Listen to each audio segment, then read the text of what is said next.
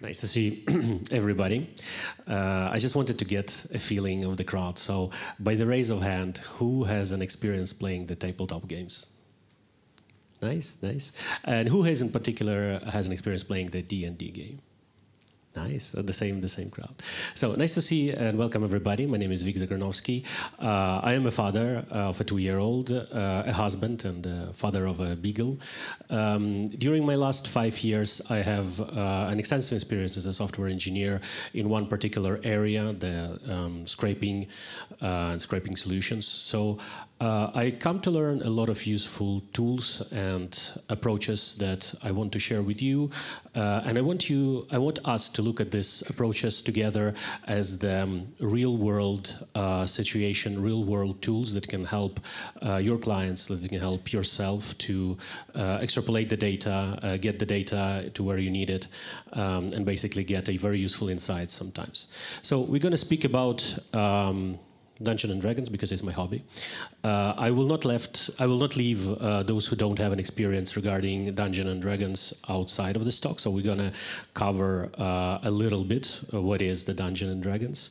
We're going to see these real-world problems that I personally had in the Dungeons and Dragons world, and we're going to build an automated solution for it.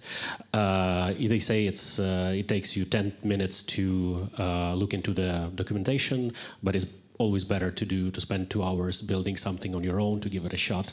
So we're just going to do that. Not for 2 hours, we're limited here. So we're going to overview then the components, what we want, and I'm going to suggest how we can get there. Then we're going to review 2 of the main components, the scrapping, item settings. We're going to do an interesting live investigation of the size that I will suggest. And we're going to finally review and launch the spider. At the end, we're going to see the Bokeh representation, if everything will go fine, and you will not throw tomatoes to me. Okay, so D&D is becoming very big. It's becoming big mainly because big franchise, big Hollywood and Netflix efforts, and of course the Baldur's Gate had been released by Larian Studios, which brought a really good highlight to this game. But essentially it has been around since mid of the 70s. It hasn't been. It has been developed as the standalone thing. Only after some time it has been the part of the bigger chainmail war games. And the author didn't predict that it becomes so big. To be honest, I was surprised that the longest running campaign, this fun fact, that is running for 42 years, so people have a lot of things to do there.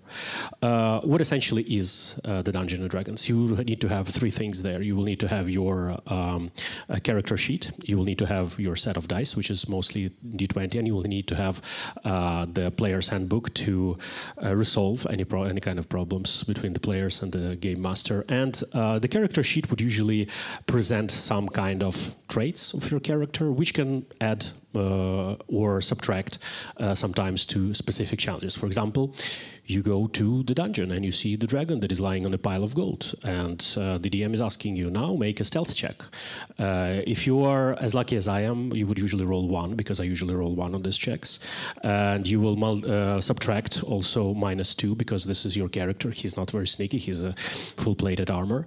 There you go, -3. So the DM might then takes the situation that is brought by pure math, that's against me always, and interprets it, basically saying that the dragon saw you, he's after you, and he has eaten you, or you are chasing away from him. So this makes people spend a lot of time on this kind of adventure, and you can see where it can basically be a very, very nice hobby. I took a look at some of the stats. This is the data collected from thousands of random people whom I don't know, open web character sheets. So usually in this game you would find, despite of multiple race that you can play, you would find human, and as a background it will be a mysterious outlander. This all makes sense inside of the game because this was somehow add up your adaptability and approaches to solving the problem.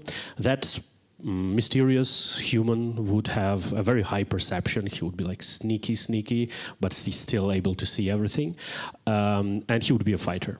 There is a joke that basically despite how many classes you give and how many options you give, the people will always stay with fighter human with a big sword. So this is what this game is about.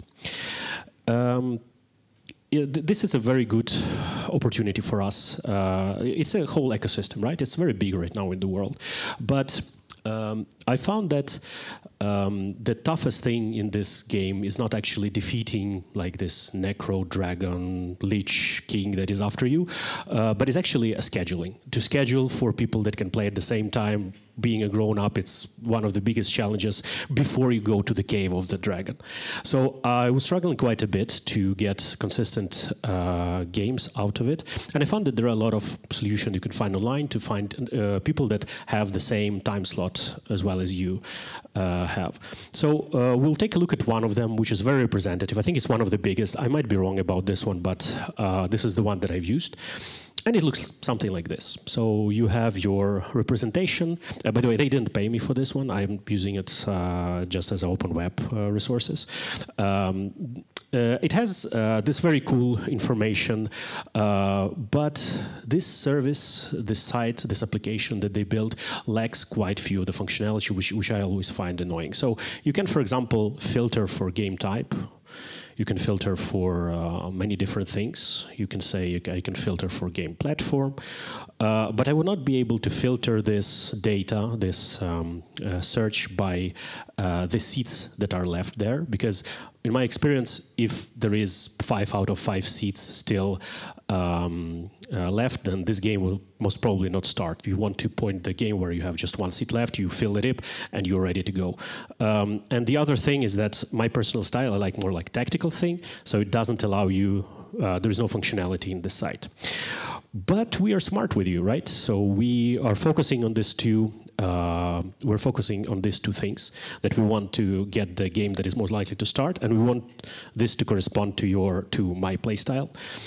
So what we're going to do, we're going to build an automation. We're going to extract the data from the site. We're going to extrapolate it, and we're going to we want at the end to have something like this, right? We want to have this new filters that will say, hey, this is the real site data that I collected, maybe locally, maybe in some database. We don't care for this exercise. And I want to filter it for the tactical level, which is only hardcore games, and I want to have the 1 seat left for this one. The representative layer is first best pick. It is not something specific that will be built here, but we'll do some very cool exercises. So before we go further, it's good that we don't anybody here standing, because we'll have to look at this one. So it gets a little bit, don't freak out. I will explain you and it will make more sense to you. And now I wonder if you see my mouse. Okay. So this is the diagram of the flow of what we're going to do once we have this idea. I don't come with this first, so this is not what comes first in my work. I don't usually create the flow and then go into developing the components. But I find that it has been a very useful tool to get the other developers into idea of what you're doing. So this is our entry point, the web page that you have seen, right? It consists of start playing games and different game widgets, specific game places. And from this entry point, we'll have 3 things going out. We will start yielding asynchronous GraphQL pagination requests.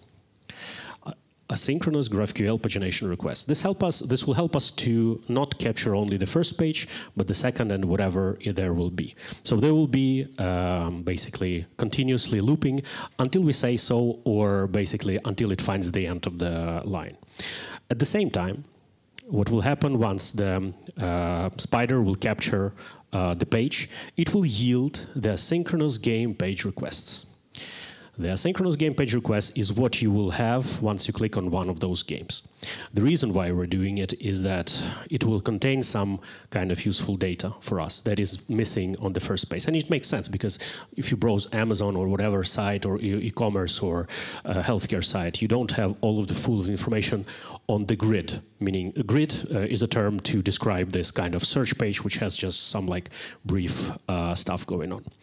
So we will yield those game pages, and 2 things will happen at this point. This one will keep iterating. Oh no, So this one will keep iterating. We will keep iterating over the pagination. The single pages will also, requests will start running towards it. And what we'll do, we will start collecting the grid data, meaning the data from this search component, and we will start forming the items out of it. What are the items we're going to speak about later on, but essentially it's just a data set that we are collecting, the structured data set from the site. And after we yield successfully the request to the game page, we will have the merge of the additional data into our item. We want them to meet.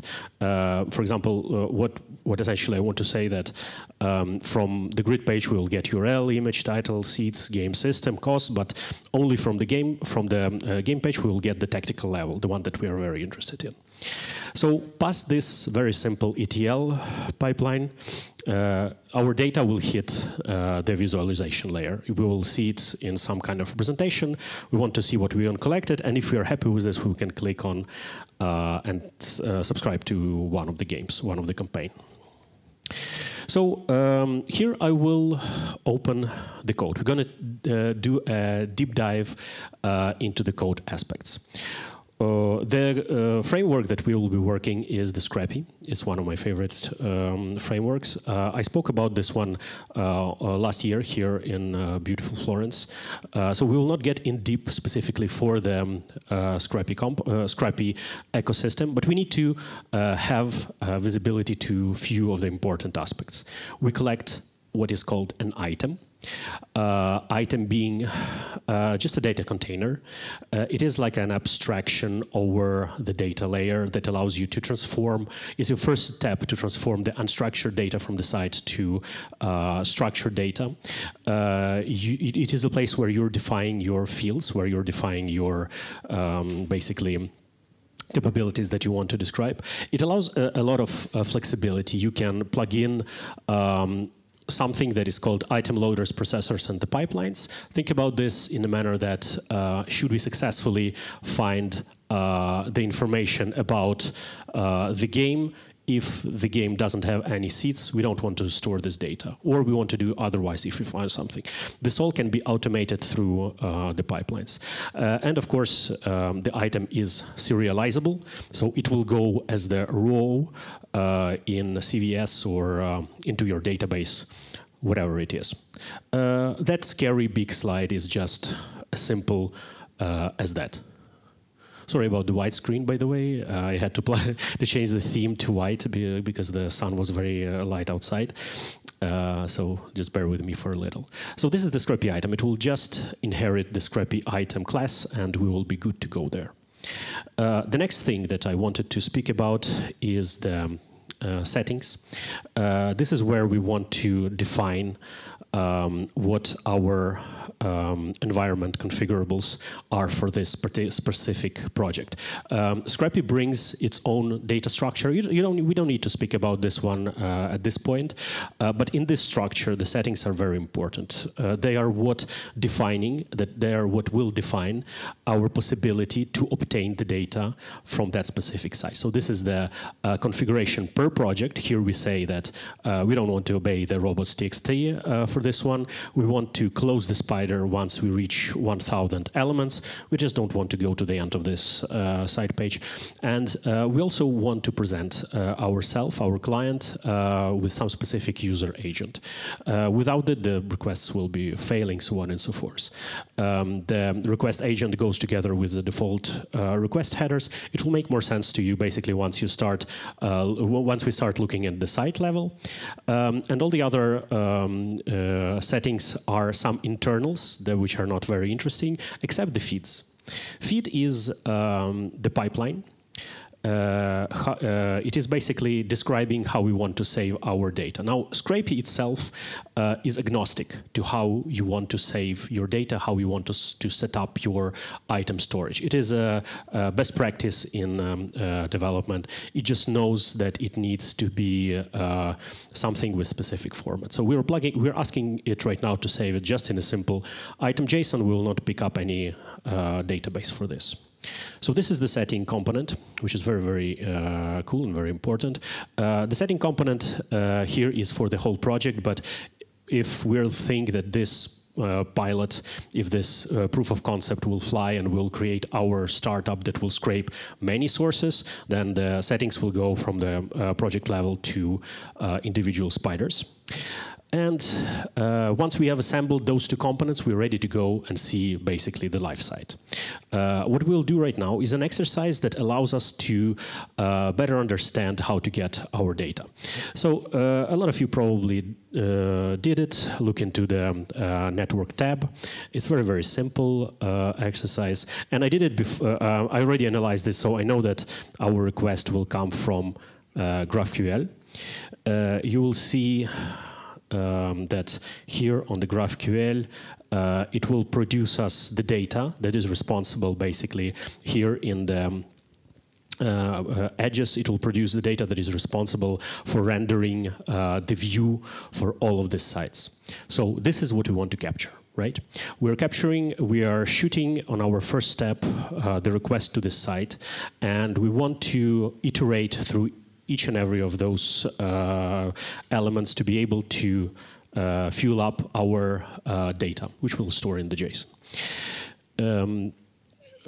This is a very simple tool, the networks, of course. It is not. It will not allow you to sort of play and do the investigation of the communication. And since this is a simple site, it will not block you from anything. It will say just, you know, you want to get this data, get this data. But it's not the case for many sites in e-commerce world, in healthcare or other domains.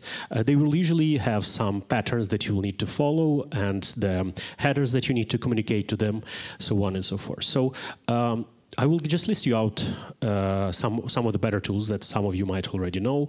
Of course, the Postman, which is industry standard for this, but I also wanted to bring you the BARP suite here for your view, and my biggest pleasure. What we will do here, we will run our request and try to modify it. We will set up the proxy.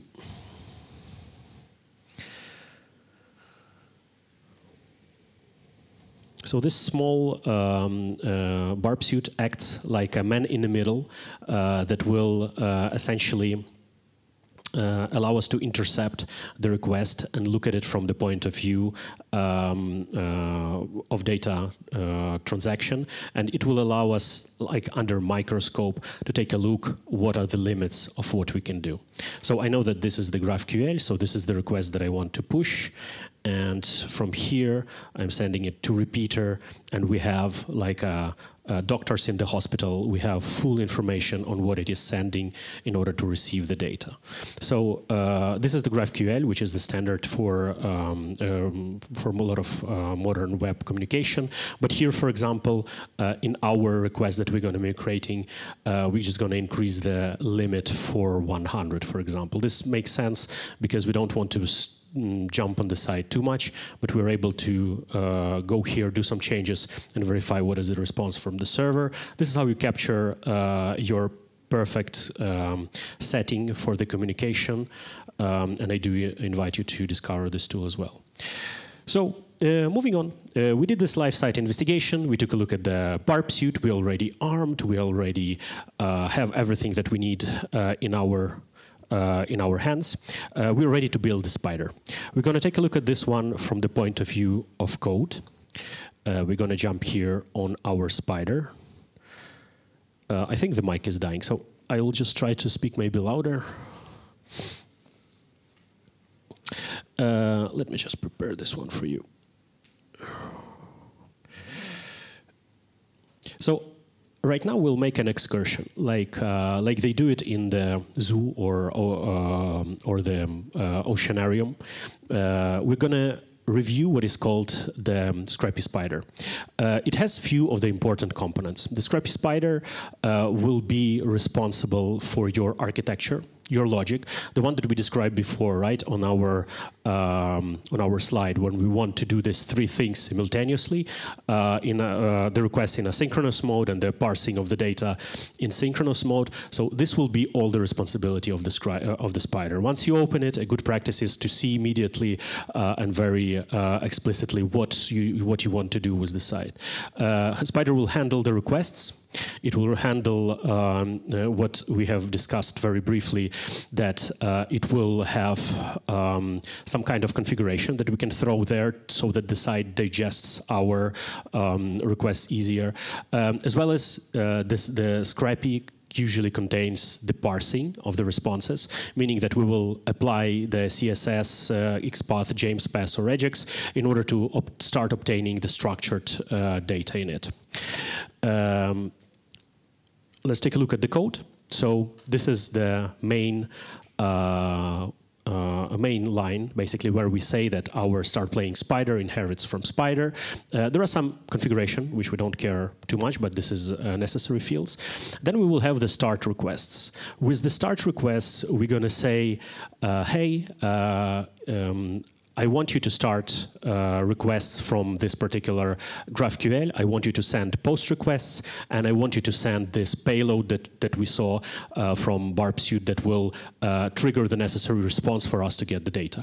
And your callback that we want you to parse the data then will be just the method parse. Here will happen our three-way handshake, three-way logic. So we will parse that request. We will see what is there in the game grid. And for each game of the game grid, we're going to yield the game request. Then we're going to check if there is the next page to it, if there is a next page in pagination. And what we will do in this next page in the pagination, we will yield the request over there. I'm just going to run here the poetry, which is my favorite tool, Poetry Shell, so we can. I'm not there, just 1 second.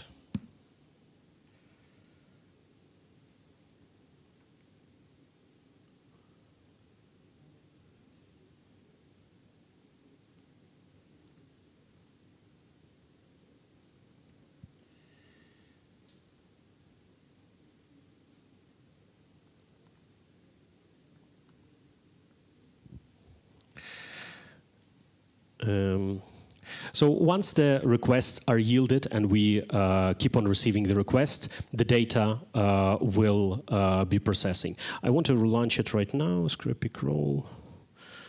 And what is the name of this?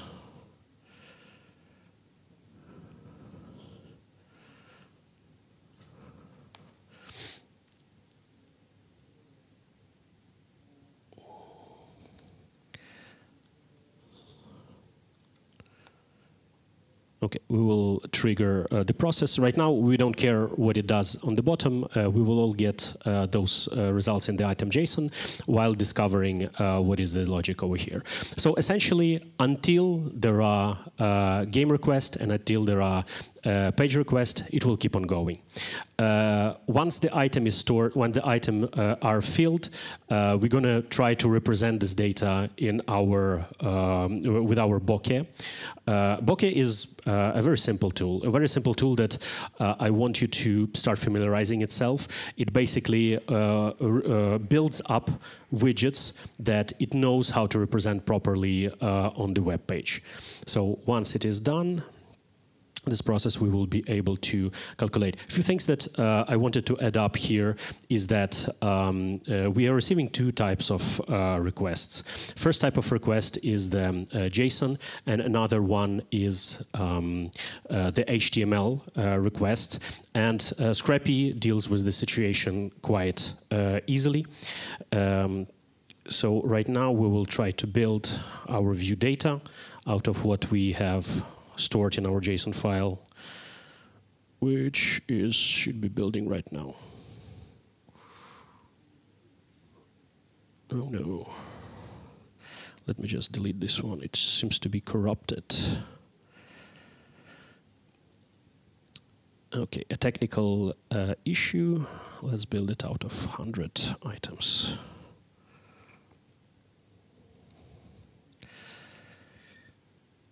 So we'll start crawling from the start. I'll just collect 100 items without additional requests, and we'll build up our UI from it. So here you go. These are the games that are currently on the site, and I want to filter them by the high tactical level, to which we can see like different names. I would be Naruto 5th edition. Let's take a look at that one. Yeah, and this is the game that actually I might join. This is the result of what we were looking for, and basically this was the goal of our exercise here. Scrape the site, see the data that we need, and from this POC, basically this pilot that allows us to scrape, we will not make any steps further. But if you think from the live world perspective, we see that we solved a real actual problem, somebody's problem, my problem, for example. But in this, in the lines of this development, we see how it can easily, proper scraping tools and proper representation tools can easily become the tool that you are solving a problem for a great amount of people. And Scrapy itself is a battery included framework that will allow you to manipulate the data and extract the data, and the bokeh is really representation, which you later on will change, of course, to some of the coolest frameworks that exist nowadays. So this is it. I will right now tell a few words. I'm Ukrainian, and Ukraine have been in struggle for 822 days with the unlawful aggression. I do invite you to stand with Ukraine and do whatever you need so that the peace is brought back to our world. And I want to open the ground maybe to some kind of questions, if we have a few minutes.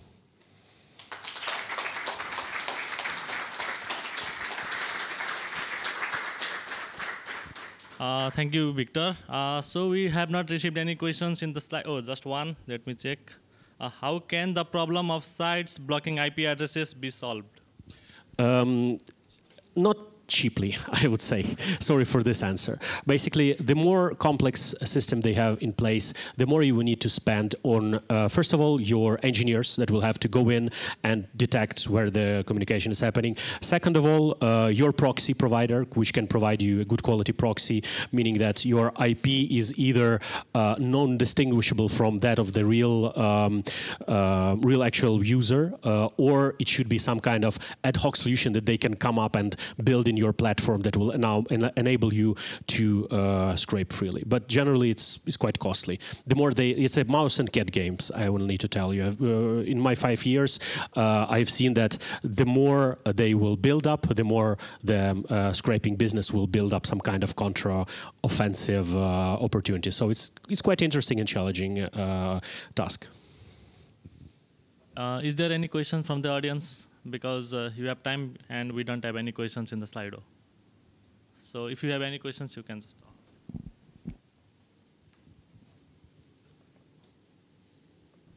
Thank you.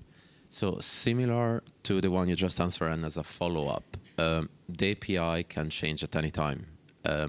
Have you found any good, I don't know, way to structure the code, tips and tricks, or even some libraries that can help you more quickly update your code to follow up on any change on the website? So my way is the Scrapy way. The way that Scrapy structures its component, I find the most suitable. And if we think about the dynamic nature of internet that will always change its layout, St. Valentine's comes and all of your selectors from the chocolates are off because they're doing some kind of promotion. I think that the way that you can think about is to remove the parsing from the scraping, to distinguish those two areas where, for example, because essentially, in order to catch up with the new structure change, you will need somebody to go in and fix the selector that will select that bit of the data. So if you kind of outsource this problem from your project, or if you manage somehow to bring up an AI, for example, there, which I didn't see, unfortunately, a good implementation, but potentially at some point, you will be able to be on top of this game. But it is just the nature of the game. We all know that the internet changes. It's not a fixed something. Thank you. Is there anyone with the questions? Thank you very much. Okay. Thank you. Thank and you. I'll see you all next year.